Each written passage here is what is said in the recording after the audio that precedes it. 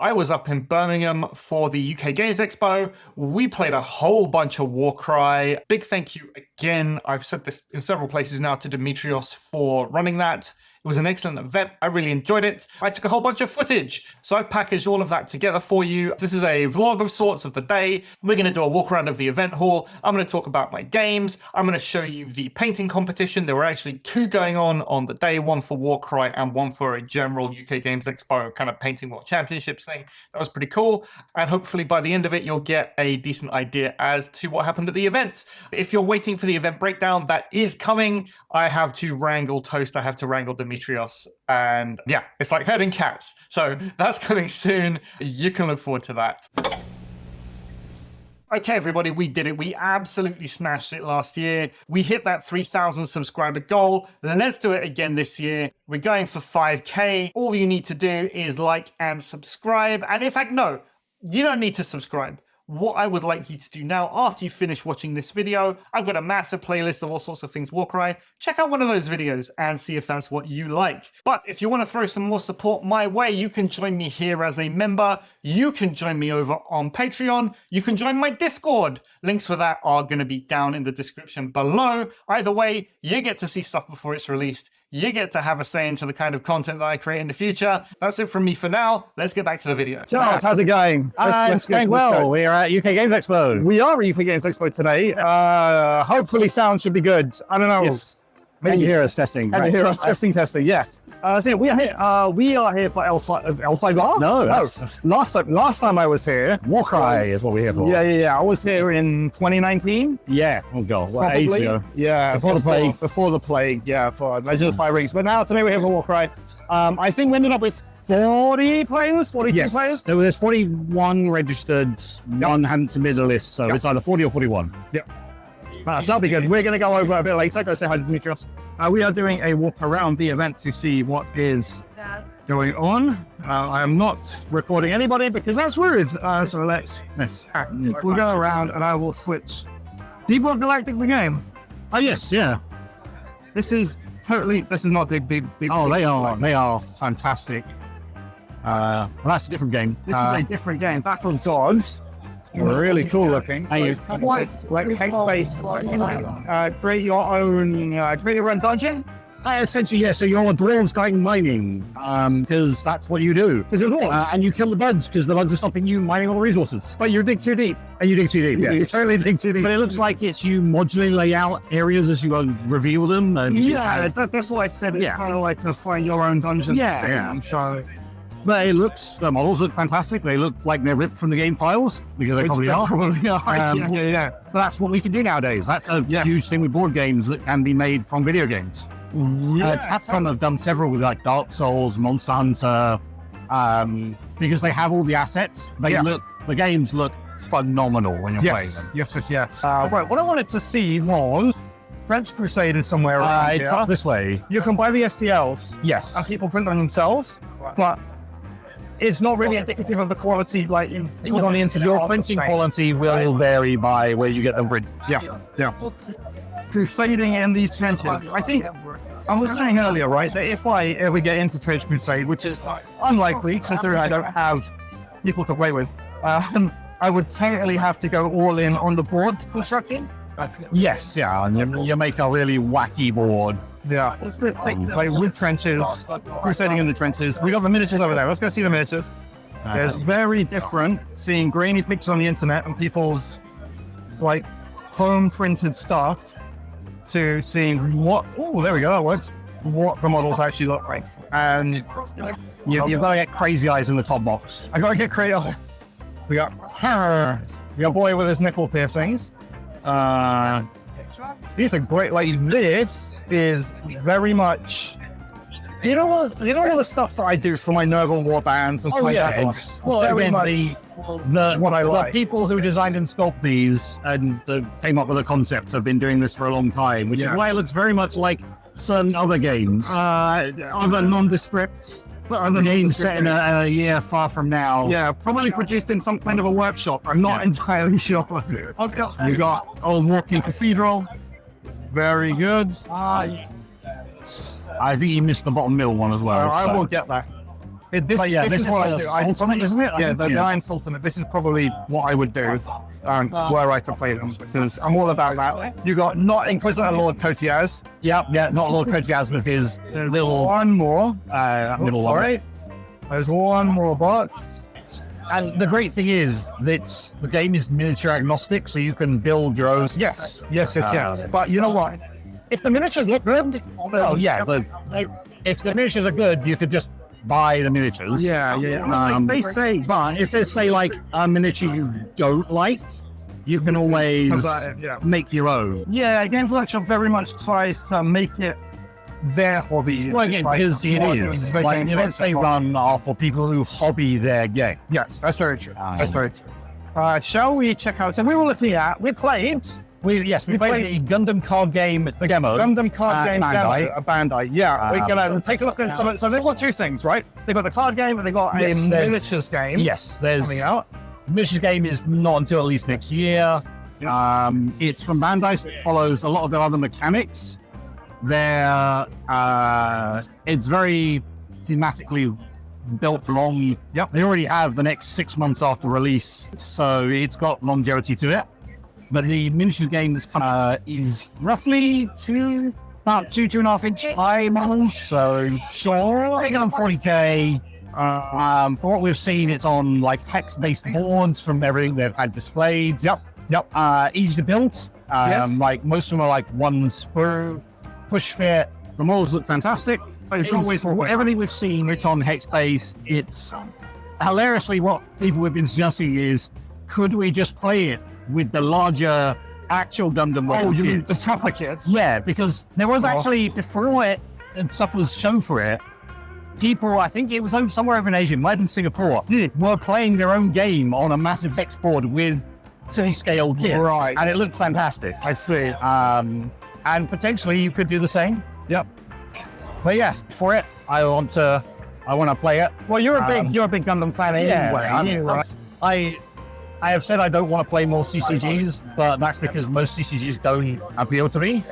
Yeah, you want one with like an actual. Honestly, I enjoy Gundam. I know what the cards are, so to me, I know what it is. Yeah. Same thing for anyone who plays any of the other ones, like the Dragon Ball, One Piece, things like that. You play the game because you like the franchise. Yes, totally. If you're into it, you're into it, and that's really what's keeping you into that's the the one that's like, okay, I'll collect it. I'll probably either buy a booster box or two, and then buy singles if I need them. A escape rooms in a box. Oh, these are like, you can buy a whole like kit and it'll be how to run a like escape roomy style and thing. It'll have like puzzles in it, I guess. Similar to them, there's a lot of these ones that are like dinner party ones. You invite a bunch of people over, everyone gets a character, and you're doing a mystery. They look fantastic. They're incredibly high the production quality. Yeah, Good, and that's what you really want for something you're only going to play occasionally, because it will only have a finite life to it. Yeah, once you've done it once, you need to play with like a different group of people. Yeah. You almost need to the production quality is incredibly good. You almost need to GM it yourself. Yes, yeah. Well, that's something you could do once you've played it once. You can always then run it out. We're only in one hall of one of the four balls. One of the four balls. There's still hall like 2 and 3, and that was 3A. So we've only barely scratched the surface, but that's not what you're here for. You're here for Warcry. You're here for Warcry. Yeah, well, that's what they say. We're 5 people who play Warcry. You're all here for it. Yeah, that's me, you, Demetrios, host. And Demetrios is organizing UK Games Expo 2025. This should have been at the front of the reel. I like to do backwards.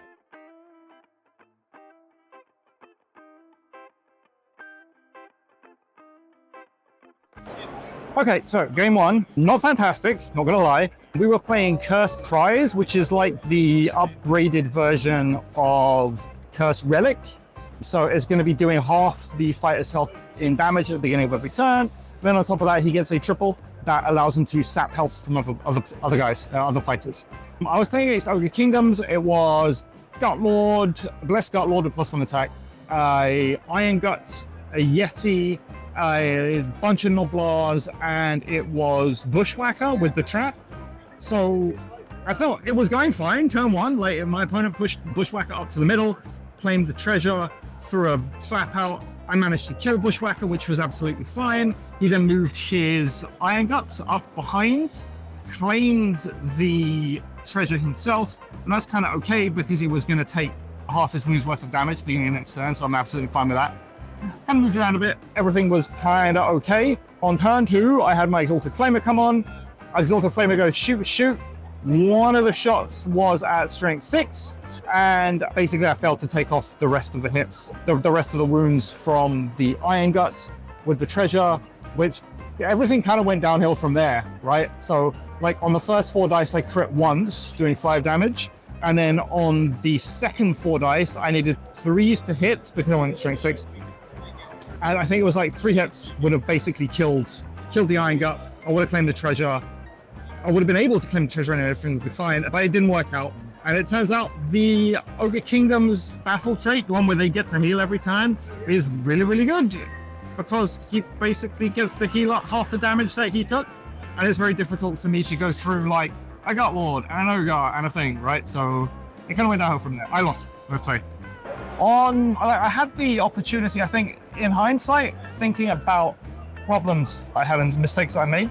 I had the opportunity, basically on turn 1, to go Apatrax on top of a big old building that was in the middle of the board, and then run Ephelim in, take the damage from the trap, but then go teleport and then swap places with Apatrax. It kind of would have been fine off the back of that.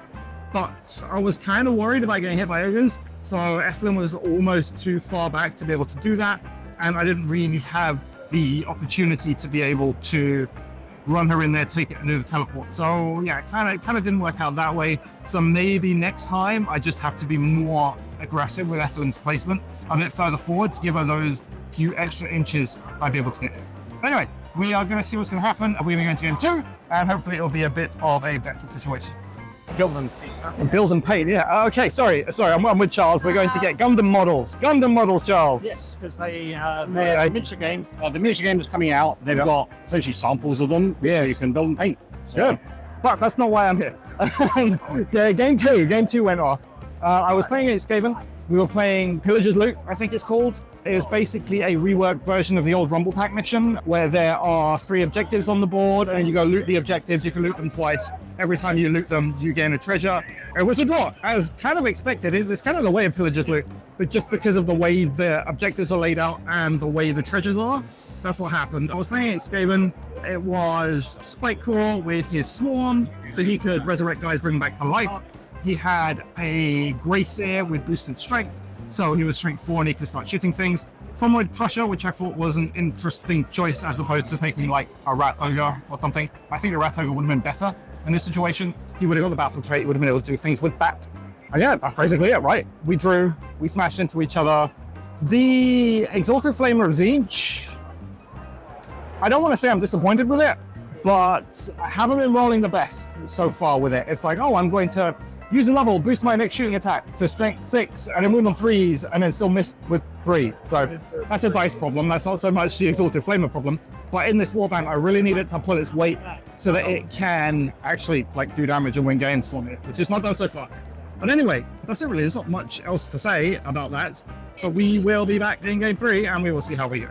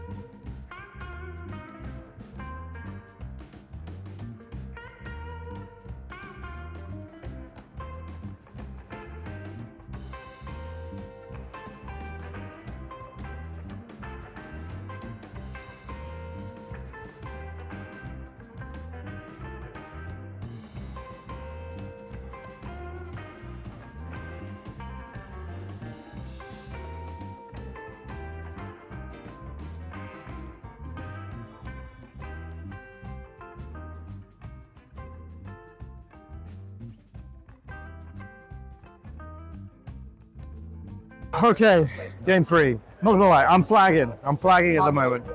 Another draw. This time we played against ogres again. This time it was with 2 gorges. Whoa, lights. This time it was against 2 gorges, a butcher, bushwhacker, and a bunch of noblars. The mission we played was Gift from the Gods, so it's like 3 objectives. And then whoever's losing from the end of round 2, they pick a guy and he gets a treasure. If he gets the treasure at the end of the game, he keeps, they get a point, basically. We drew. I think one of the big problems with running pinks and blues and running something else with them is that people don't attack the pinks and blues, right? So my warband would have been great in this if I didn't have alternate things for them to attack, if you get me. So if my opponent isn't killing the pinks and not killing the blues, I don't get to multiply out, I don't get to swarm the board, I don't get to win the game like that. So maybe that's something for a potential version 2. Maybe we just cut Ephelim completely, right? If I cut Ephelim and her guys, maybe either bring all blues or all pinks or something. If I bring all pinks, it'll be a kind of small warband. We go with Iridescent Horror, especially if I give them all white. It'll be like, what, 7 guys, maybe? But then it forces my opponent to fight into pinks, which means that I will get to split and I will get to swarm the board.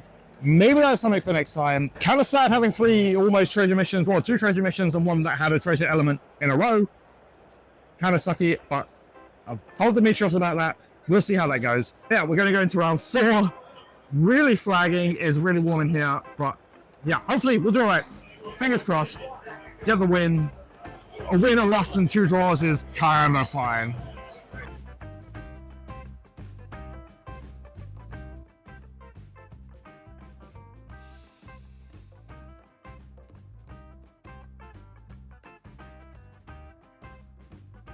That's it. Game 4 done. We played Lightning Raid, so finally a mission that I can do well on, which is good. I played against Thunderstrike Stormcast with Goltan the Relentless, a Annihilator Prime, a Lord something or other, the one with the same ability as Calthea, and then a couple of Vindictors. So yeah, the game was kind of stacked in my favor when I can just like split and I can do all this stuff. I think it's slowly clicking into place how to play this warband. I just have to force people into fighting pinks and blues. You just like dump them on objectives and say, oh, come at me. If you want to get rid of me, you got to get rid of me. So a lot better this time. We won the game, which is fantastic. So overall in this event, I went 1 win, 2 draws and a loss. So at least we're symmetrical. We're balanced. Not bad. Overall, I think that the Tzeentch warband, it's good, right? But the problem with the warband is that people kind of know what's going to come, and so they actively don't attack into pinks and into blues, and instead they just go after Ephelim and the boys, and then once Ephelim and the boys are dead, that's basically it. So I don't know what I would do next time. Probably, maybe even a crazy thought, just get rid of Ephelim entirely. Her tricks are great. I think in the context of this warband, I don't think she works as well as I would like her to be.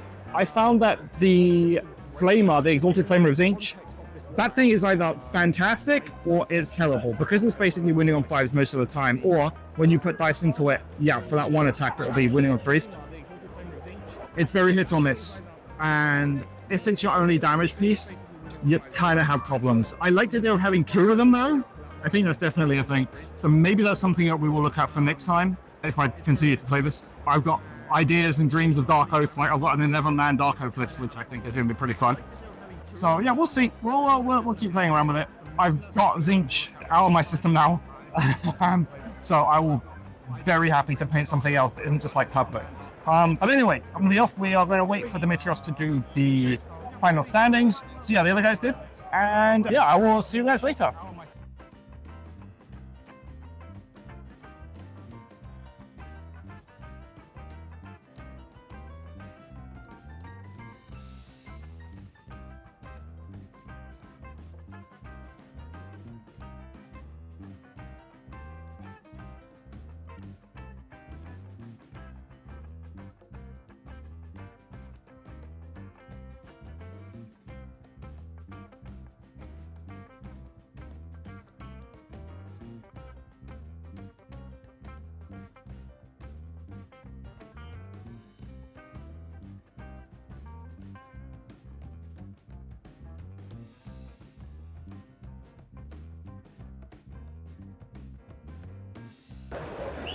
Thank you so much for such a lovely day. I'm gonna open with some big thanks. So, massive thanks to Southampton Warcry Club for providing a ton of terrain.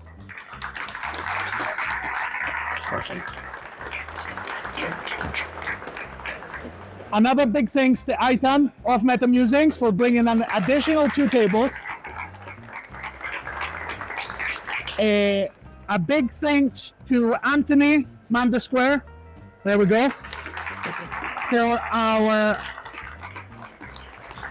our wonderful player boards that he brought in as prizes. Again, Off Meta and War Games and Thirst and everyone else who's been covering and pushing and sharing this tournament. Big massive thanks for that.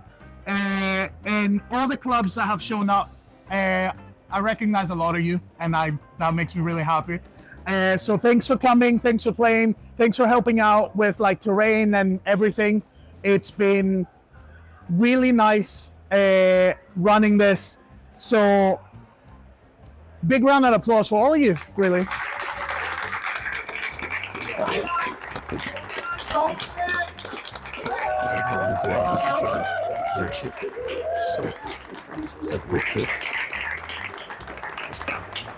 Awesome. So, of course, favorite player is a draw. So I need to find dice. Oh, the coin. The coin. The coin. Right. It's between Luke and Alex.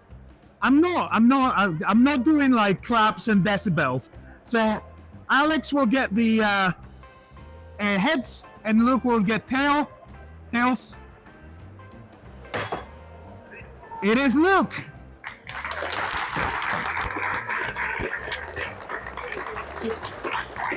There we go. Very good. Good. Thanks, guys. Thank you. Yes, no worries. Okay, so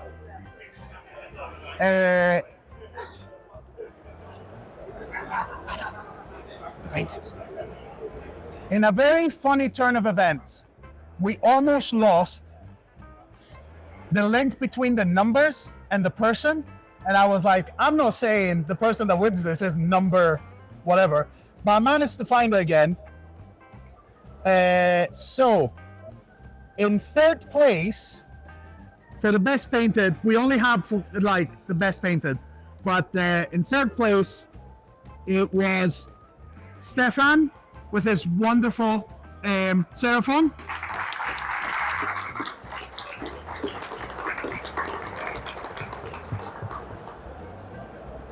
And in second place, it was Jack Buckland with his wonderfully converted warband. And our first place for best painted, by the way, they were all 8 points apart. So very close. Is Alex Wilkes with his Dark Oath. Here you go. Lovely. Wonderful. So, for the final awards of the day, in third place, proving that the squid does work, we've got Anthony.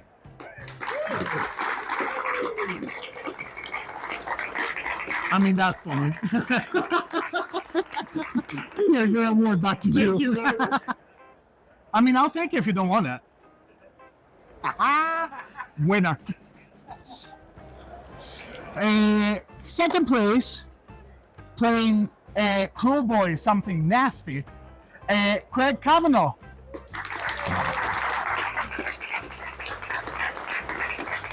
Good man.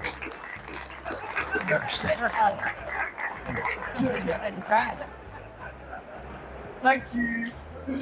No worries.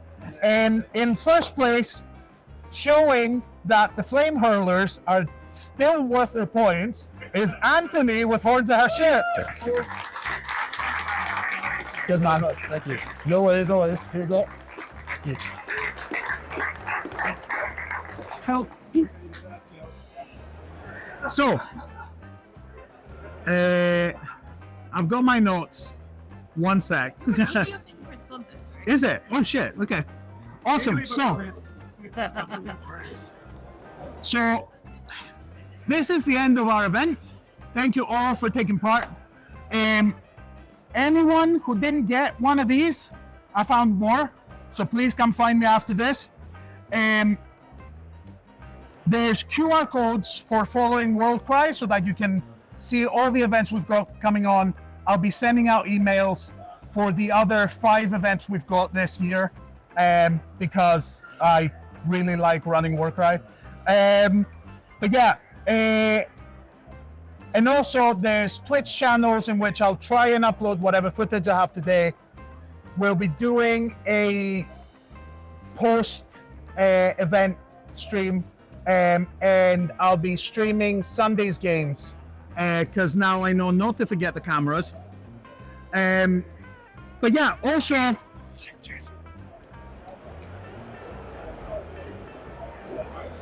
yes, one sec. Yes, that's true.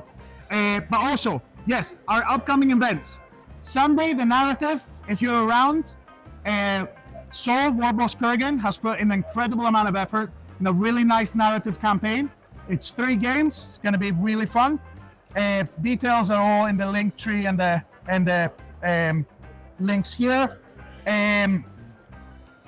We have Tabletop Scotland and the tournaments leading up to it, September and July. And I'm really happy to announce that I've been talking to UKTC about running Warcry at the London GT end of September. So if you're near London, they're going to finally put it into their rotation of tournaments. So a big thanks to anyone that when they were asking for POs, put my name forward, because it was really nice to be asked. But yeah, as we all know, there's a lot of chat about Warcry. Is it going? Is it staying? I'm very hopeful because we get these kind of numbers and we get the same people that love playing this game. And I'm going to keep doing this with the help of my pals and all of you, and my wonderful wife, Jess.